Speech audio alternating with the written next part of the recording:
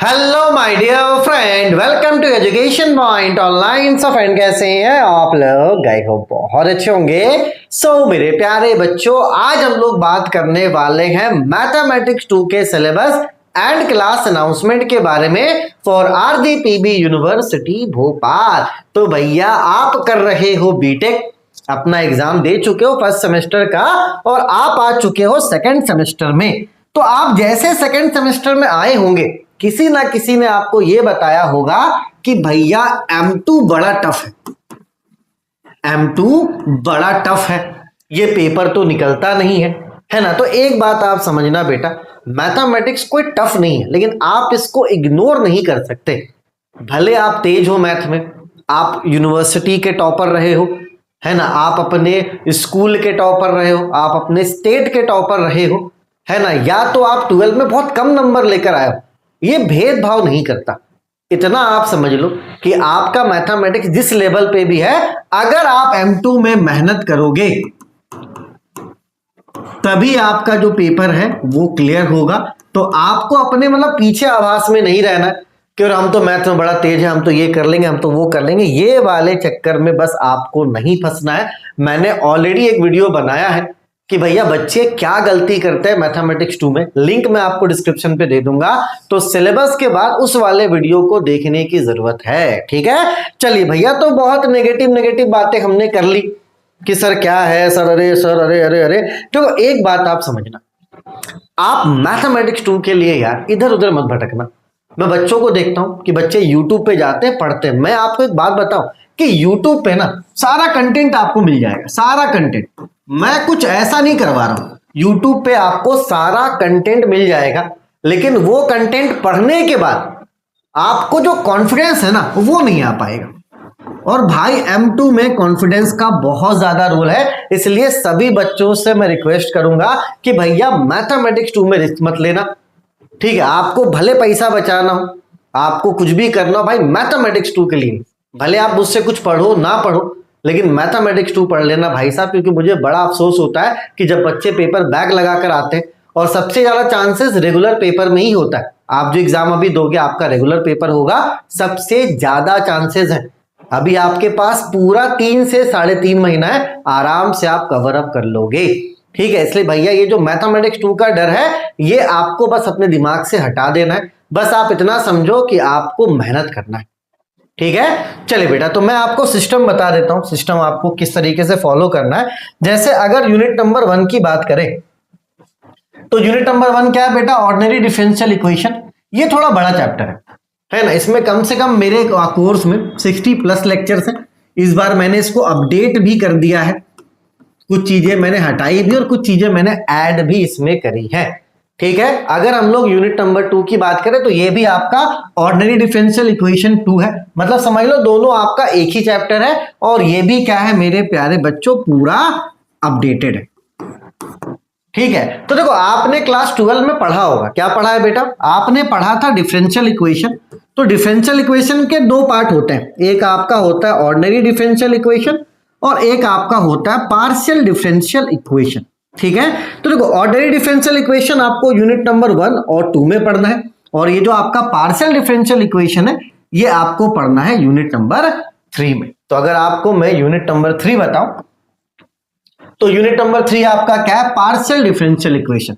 तो unit number 1, 2, 3 ये आपका पूरा डिफरेंशियल इक्वेशन होने वाला है, ठीक है। उसके बाद अगर हम लोग यूनिट नंबर 4 की बात करें, तो ये आपका कॉम्प्लेक्स वेरिएबल होगा। और इसमें भी क्या है बेटा? कॉम्प्लेक्स वेरिएबल के 2 पार्ट होंगे।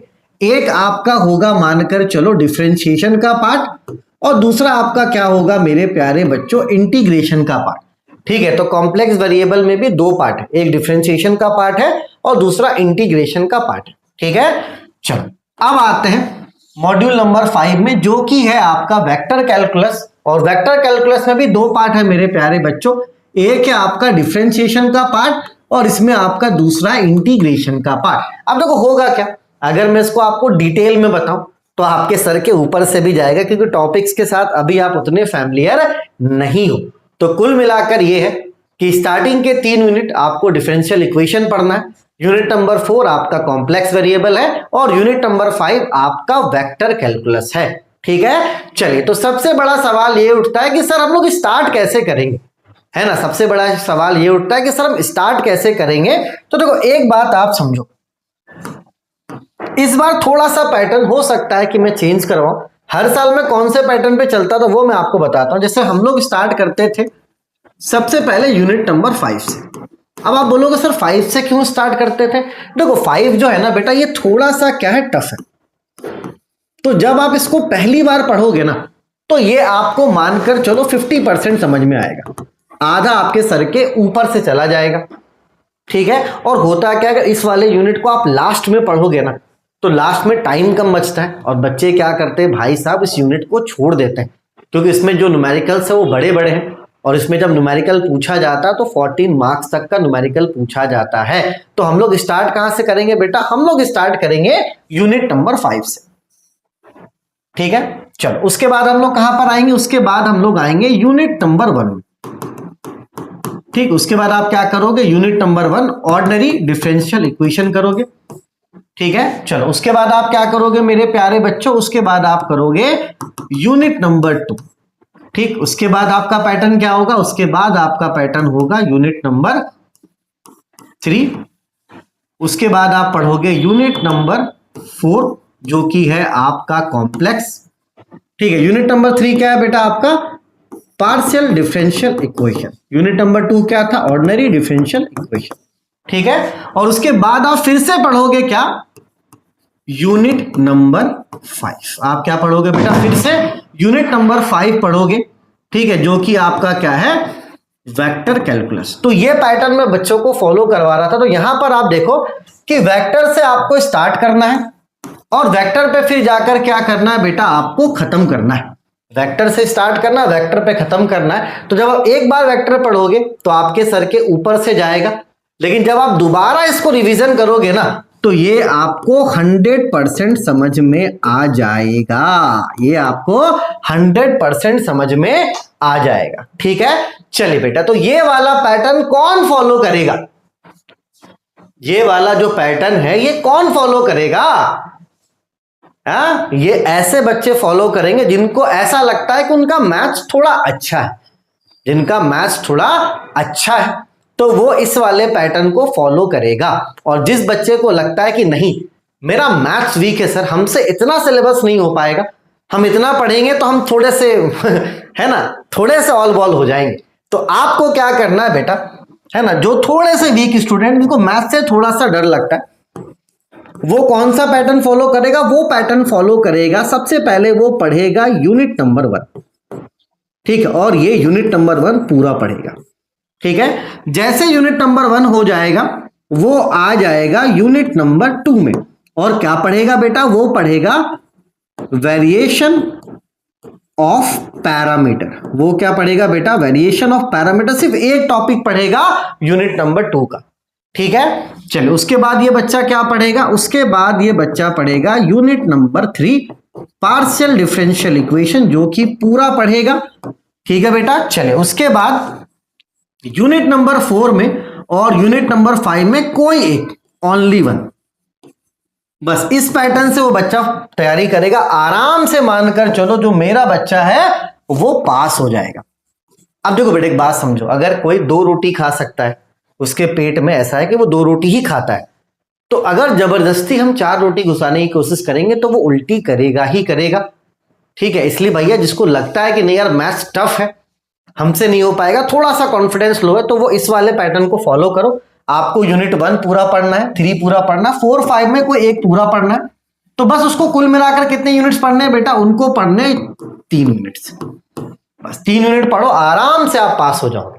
और जिसको अच्छा स्कोर करना है तो वो क्या करेगा भैया, वो पूरा यूनिट नंबर 1 पढ़ेगा, 2 का सिर्फ वेरिएशन ऑफ पैरामीटर पढ़ेगा, यूनिट नंबर 3 पूरा पढ़ेगा, 4 पूरा पढ़ेगा और 5 का थोड़ा बहुत हाफ भी पढ़ेगा तो चल जाएगा, ठीक है। अगर 5 पूरा पढ़ते हो तो 4 का थोड़ा सा हाफ कर लेना, मतलब कुल मिलाकर आपको 4 यूनिट्स करने का है, ठीक है। तो जो इनको लगता है कि जिनका मैथ्स अच्छा है वो 4 यूनिट्स अच्छे से कर ले, और जिनको ऐसा लगता है कि सर मैथ्स थोड़ा सा हमारा वीक है तो वो 3 यूनिट कर ले भाई साहब। क्योंकि देखो एक्चुअली में क्या है कि यहाँ पर रिवीजन करने में भी बहुत ज्यादा समय लगता है ना, बहुत ज्यादा समय लगता है। ठीक है, चलिए भैया, अब आपने पढ़ लिया, मैंने जैसा बोला, अरे यूनिट 1, अरे ये पढ़ लो, अरे वो पढ़ लो। आपने हो सकता है इस वाले पैटर्न से आपने पढ़ाई की होगी, हो सकता है आपने इस वाले पैटर्न से पढ़ाई की होगी, बड़ा मजा आ गया होगा, आपने सिलेबस को जो मैंने आपको समझाया वो आपने कर लिया। वाह, मैंने आपको अपना कोर्स भी बेचा, मैंने आपको अपना कोर्स भी बेचा। ठीक है, आप लोगों ने खरीदा। भैया हैंग मत होना प्लीज, बीच में है अभी। हाँ चलिए, हम लोगों ने, मैंने मतलब आप, मैंने हमको, आपने हमको, हमने आपको ये कोर्स बेचा 799 रुपए का। आपने खरीदा, आपने पढ़ा, जितना बोले आपने पूरा पढ़ा, जितना बोला मैंने आपने पूरा पढ़ा। ठीक है, अब चलिए भैया, अब देखते हैं कि आपके पास होने के चांसेस कितने हैं। तो आपके पास होने के चांसेस हैं मात्र 10%, बस, इससे ज्यादा नहीं। बोलोगे सर आप नशे में है क्या? बोलो बोलो बोलो बोलो सर नशे में है? आपका कोर्स हमने खरीदा, पूरे पैसे दिए, हमने अपना 100% दिया। सर आपने जितना बोला हमने पूरा 100% पढ़ा, लेकिन आप बोल रहे हो पास होने की गारंटी सिर्फ 10% है। तो भाई एक बात अपने दिमाग में आप अच्छे तरीके से डाल लीजिए कि मेरे कोर्स लेने से, आपके पढ़ने से आप पास नहीं करोगे। आप पास तभी करोगे बेटा जब तक आप प्रॉपर प्रैक्टिस नहीं करते हो। प्रॉपर प्रैक्टिस, तब तक आप पास नहीं करोगे। ये एक ऐसा सब्जेक्ट है जो इंसान पढ़कर पास नहीं हो सकता। पढ़ोगे इतना सारा कंसेप्ट है ना, दिमाग में बनेगा खिचड़ी। जब पूरा मैथ्स 2 आप कंप्लीट कर लोगे ना, तब आपको सब एक जैसा लगने लगेगा। आप डिफरेंशिएट नहीं कर पाओगे कि ये क्या है ये क्या है, होने लगोगे आप कंफ्यूज। तो भैया एक बात आप समझ लो कि मैथमेटिक्स 2 जब तक आप ढंग से प्रैक्टिस नहीं करोगे नहीं निकलेगा। और ये तो मैं अपना कोर्स देकर 10% बोल रहा हूं, आप YouTube से पढ़ोगे तो 0% मानकर चलो। नहीं आता, वो कॉन्फिडेंट नहीं आ पाता है जो मैथमेटिक्स 2 के लिए चाहिए, कॉन्फिडेंट वो नहीं आ पाता भैया। बहुत ऐसे बच्चों को मैंने देखा है जो टॉपर रहे हैं, टॉपर भाई, कॉलेज के टॉपर, M2 बैक रहा है उनका, M2 बैक रहा है। इसलिए आपका मैथ्स कैसा है ये फर्क नहीं पड़ता। जितना लेट स्टार्ट करोगे उतना पास होने के चांसेस आपके और कम होते चले जाएंगे। तो भैया आप कोर्स खरीदिए, आराम से पढ़िए, और ज्यादा से ज्यादा आपको क्या करना, प्रैक्टिस करना। अगर मैं एक न्यूमेरिकल करवा रहा हूं, एक क्वेश्चन करवा रहा हूं, उस क्वेश्चन को 4 से 5 बार आपको प्रैक्टिस करना है, तभी जाके एग्जाम में आपका दिमाग काम करेगा। वरना आप कितना भी कुछ कर लो, जब भैया बैक लगता दिमाग वैसे भी काम नहीं करता। और बहुत ऐसे बच्चे जिनका ईयर बैक सम बैक हो चुका है। तो यही पैटर्न है भाई, मैं खुद देख रहा हूं। आफ्टर कोविड को गए तो जमाना हो गया, कोविड के बाद भैया यही पैटर्न है। ठीक है, आप एक्स्ट्रा क्या कर सकते हो बेटा, आप एक्स्ट्रा PYQ कर सकते हो। प्रीवियस ईयर क्वेश्चन मैंने कोर्स में ही पूरा करवा दिया। 2022 का अपडेट है, 2023 का अपडेट है, 2024 का अपडेट है, 2025 का अभी मैं अपडेट कर दूंगा अप्रैल के मिड या तो लास्ट में। ये पूरा PYQ में अपडेट कर दूंगा। ठीक है, चलिए, तो आपको क्या करना है बेटा, पढ़ना है जिस तरीके से मैंने आपको बताया, आपको प्रैक्टिस करना है। प्रैक्टिस के साथ साथ आप क्या कर सकते हो, PYQ लगा सकते हो और आप हो जाओगे पास। देयर इज नथिंग शॉर्टकट, यहां पर कोई शॉर्टकट नहीं है। तो प्लीज भैया मैथमेटिक्स 2 के साथ आप मत रिख लेना, मैं फिर से बोल रहा हूं, again I am repeating the same thing. क्योंकि देखो होता क्या है ना कि भैया बैक लगने के बाद जब बच्चे आते हैं ना, तो मैं भी थोड़ा असहाय महसूस करता हूं। रेगुलर में पेपर निकलने के चांसेस ज्यादा। तो अभी आपके पास चांस है, अभी आपके पास समय, अच्छे से आप पढ़िए। मेरा उद्देश्य बिल्कुल भी नहीं था, क्योंकि मेरे पास कॉल्स आते ना, बोलते सर 2 बार आपका कोर्स नहीं, अब तक पेपर नहीं निकला। मैं एकदम क्लियर कर रहा हूं, मेरे कोर्स से पेपर नहीं निकलेगा जब तक आप प्रैक्टिस नहीं करोगे। हाँ, गारंटी मैं लेता हूं कि कोई भी न्यूमेरिकल क्यों ना हो, आपको पूरा समझ में आएगा। एकदम जीरो, एकदम जीरो मतलब कि भैया जीरो लेवल से, जीरो लेवल से ऐसा बिल्कुल नहीं होगा कि कोई न्यूमेरिकल आपके सर के ऊपर से जाएगा। इवन इतना अच्छा कंसेप्ट आपका हो जाएगा कि अगर मैं कोई छोटी मोटी गलतियां करूंगा तो उसे भी आप सुधार दोगे कि सर आपने ये वाली गलती करी। ठीक है, चलिए भैया, तो आप क्या करो, अगर आपने मुझसे M1 पढ़ा है तो भैया सीधे जाके कोर्स परचेस करो और पढ़ना स्टार्ट करो।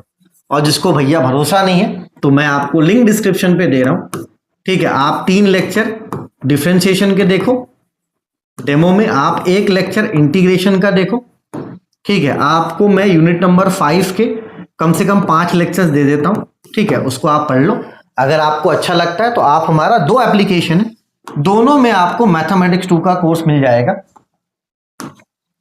ठीक है। वो कौन सा है बेटा? एजुकेशन पॉइंट ऑनलाइन, और दूसरा आपका इरफान रजा, ठीक है। तो अगर आप 2 कोर्स परचेस करने वाले हो ना तो एक आप इसमें करना, जैसे हो सकता है कि आपको ग्राफिक्स भी परचेस करना हो, ठीक है, या तो BEEE करना, तो आप एक काम करना, एक कोर्स एजुकेशन पॉइंट पे परचेस करना और दूसरा कोर्स आप मानकर चलो, ठीक है, आपको क्या करना, इरफान रजा पे परचेस करना। क्योंकि यार मैथमेटिक्स 2 का लोड थोड़ा सा मुझे कम करना अपने एप्लीकेशन पे, क्योंकि जब होता है एग्जाम का टाइम यार सिर्फ ग्रीन बटन दिखते हैं, ठीक है। अगर सोचो एग्जाम के टाइम अगर 5 मिनट भी सर्वर हिलता है ना तो बच्चे इधर से उधर हो जाते हैं। इसलिए सिर्फ मैथमेटिक्स 2 को ध्यान में रखकर मैंने एप्लीकेशन एक और बिल्टअप करवा लिया, ताकि जो मैथमेटिक्स 2 का जो लोड है ना उसको कम किया जा सके, ठीक है। बहुत ऐसे बच्चे हैं जो अभी तक डाउट में होंगे, तो मेरे कहने पर आप प्लीज कोर्स में जाइए, कोर्स को परचेस कीजिए, आपका एक एक पैसा वसूल होगा। इवन 10th क्लास के जो फॉर्मूलेज है ना वो भी मैंने करवा रखा है,